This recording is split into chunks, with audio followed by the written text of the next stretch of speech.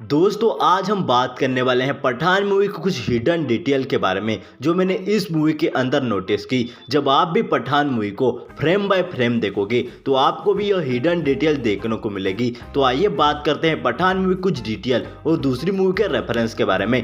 Number 1, तो जब general Qadir यहाँ पर जिम से बात कर रहा होता है तब आप देख सकते हो कि वह जिम से कीपैड वाले मोबाइल से बात कर रहा था और जिम भी उससे कीपैड वाले फोन से ही बात कर रहा था। तो यह इसलिए ऐसा कर रहे थे क्योंकि कीपैड वाले फोन के अंदर लोकेशन नहीं होती और उसकी लोकेशन ट्रैक करना इम्पॉसिबल होता है। और आप जनरल कादिर के कंधे पर यह बैच देख सकते हो। तो इस बैच का मतलब यह है कि जनरल कादिर पाकिस्तान के मोस्ट डेंजरस जनरल हैं। नंबर 2, इस सीन में SRK कहते हैं कि 5 सेकंड बाद तुझे भी यकीन नहीं होगा और उसके बाद 5 सेकंड के बाद ही फाइट होती है। इस सीन में SRK कहते हैं कि घुंघरू टूट गए अब नाच। तो यह रेफरेंस हो सकता है वॉर मूवी का क्योंकि उसके अंदर ही घुंघरू टूट गए गाना था और इस फिल्म के डायरेक्टर और उस फिल्म के डायरेक्टर दोनों एक ही हैं, सिद्धार्थ आनंद। नंबर 3, इस सीन में जब पठान और रुबई दोनों गुंडों से फाइट कर रहे होते हैं तब आप देख सकते हो कि यह गुंडे पठान और रुबई दोनों को गोलियां नहीं मारते,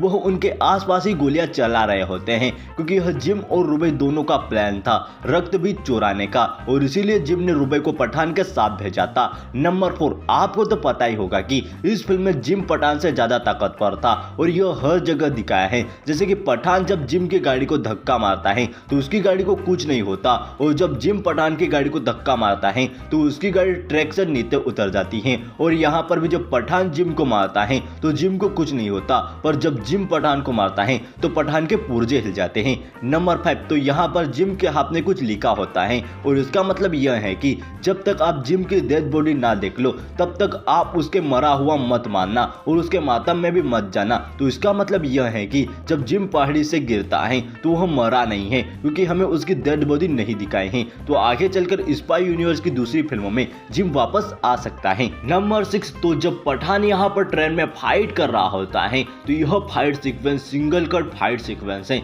इसके अंदर एक भी कट नहीं लिया गया है और आखिर में SRK काफी थक भी जाते हैं। और ऐसा ही एक सीन वॉर मूवी में था जब खालिद एक सिंगल कट फाइट सीक्वेंस करता है। नंबर 7, तो जब इस सीन में यह हेलीकॉप्टर इस ब्रिज पर लगता है तो यह ब्रिज टूट जाता है और पठान और टाइगर दोनों ट्रेन से कूद जाते हैं। पर आप देख सकते हो कि ट्रेन के ड्राइवर ने ब्रेक लगाया था पर ट्रेन रुकी नहीं क्योंकि इतनी फास्ट में जब आप एकदम से ब्रेक लगाओगे तो ट्रेन कैसे रुकेगी। और टाइगर पठान को कहता है कि मरना मत, मुझे तुम्हारी जरूरत पड़ेगी। तो इसका मतलब यह है कि टाइगर 3 में हमें पठान का कैमियो देखने को मिलेगा। नंबर 8, तो जब पठान जिम की लेग पर अटैक करता है तब वह यह हुक फायर करता है और वह दीवार पर लगते हैं और उसकी लाइट रेड से ग्रीन हो जाती है और ग्रीन का मतलब यह है कि अब आप सेफ हो और सेफली लैंडिंग कर सकते हो।